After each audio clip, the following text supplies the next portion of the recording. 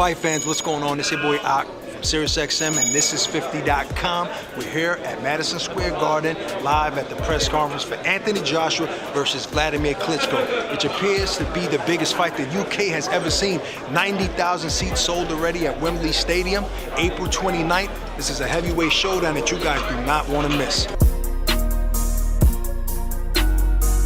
What's going on, fight fans? It's your boy Ak from SiriusXM, and this is 50.com. And I have here what is projected to be the next big star in heavyweight division or in boxing in general. Anthony, now you said this is your second time in the U.S., but your first time in New York. Correct. You know, we're New Yorkers. I'm from New York. This is like we feel like New York is the capital of the world, but I know boxing is big in the UK. Yeah. But do you feel that?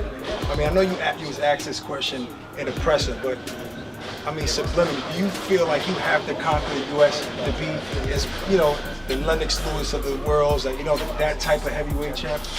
Conquering is a big task, but I think to fight here and gain the attention of the US is important. To conquer is something that is far and beyond. That's that Mayweather stage, it's that Tyson stage. I think you have to be homegrown talent to conquer. Well, speaking of Mayweather, Steven Espinoza from Showtime had a vision where he wanted to sign a multi-fight deal with Floyd, and now he feels the same way about you. So I guess you looked at him in a good light. That's what I'm saying. So, as far as Vladimir, people saying that he's on the verge of being too old. You might be a little green for that fight, so it is the perfect time. It is the perfect time. Now, have you gotten a little flack for maybe Charles Martin not being such a tough opponent, and does that bother you when social media says, "Oh, Anthony won a heavyweight title, but against a bum"? I think what people gotta remember is that Charles Martin called me out, for instance, you know. So it's not like I just sit in my throne with my feet up with a cigarette and say, "Martin, come on." No. I'm slugging away in the gym, grinding for the last few years, and Martin says, "Who's this kid in the UK? This is the kid I want to fight." So I say, "Cool."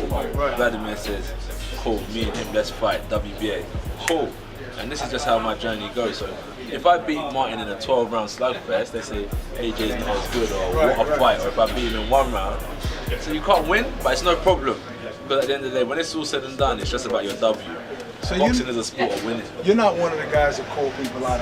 Obviously, those guys called you out, right? Or do you? I mean, do you feel like you have to bring that into the sport, into your repertoire? I think right now, the way things are panning themselves out naturally, I haven't got to call no one now.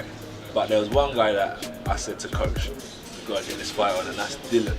The guy from London. Because he runs his mouth a lot. Yeah, from years. So I said, "We've got to get this fight done and dusted," and I got the victory. And knockout victory. This time last year, I just won the British title. So I was last year I was training to fight Charles Martin. So I wasn't champion yet. So a lot happened after that fight. So sometimes it's good to reach out for certain fights because it can kind of guide you into bigger things. But so far, so good. I'm just happy with what's going on. I got my big fights. What brought you into the sport of boxing? I mean, you could have done so many things. Your size, your look. I wish I did. How long? How old were you when you started boxing? 18. 18. Started training. You know, like it's that thing is that don't worry about boxing. I can fight anyway. You know, people think boxing is just about as long as he can bench press 100 kgs and bicep curl 200 kgs, he's gonna knock people out. I soon realized that there's a science to this. So I was training for 6 months, and I had my first fight in November 2008. You know, 18 years old is fairly late for a boxer, so to speak, especially in this country. Boxers are grown from 5, 6, 7 years old because it has to be a second nature. But at 18, that's late, so I guess you're ahead of your time. I stayed in the gym. I definitely stayed in the gym, and I tried to stay dedicated.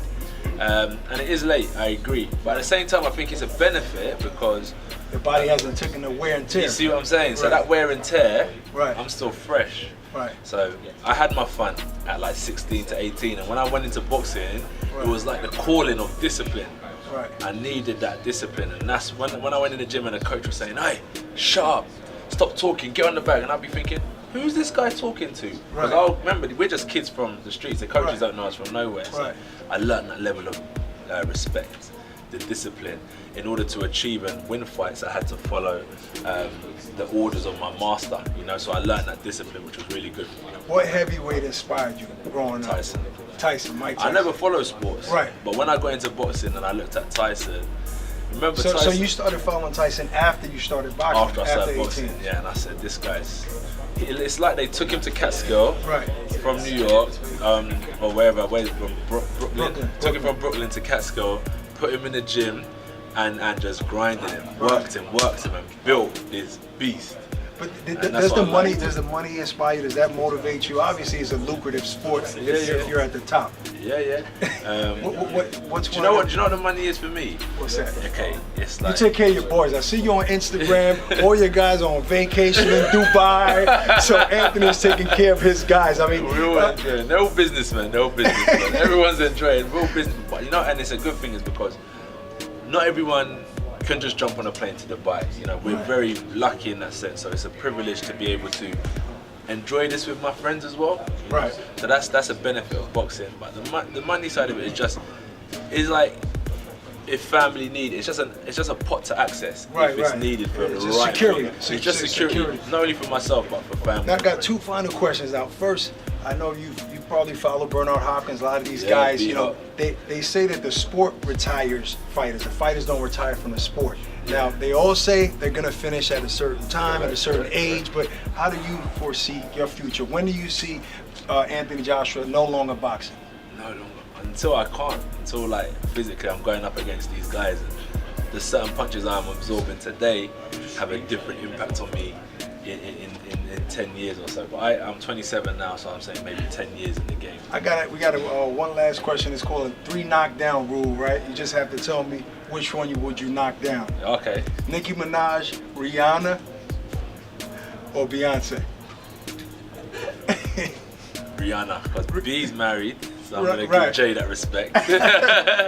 Who's your favorite hip hop artist here in the United States? Hip hop artist. Let me think. Who am I feeling at the minute? I listen to a guy, Jeru. Okay, Jeru.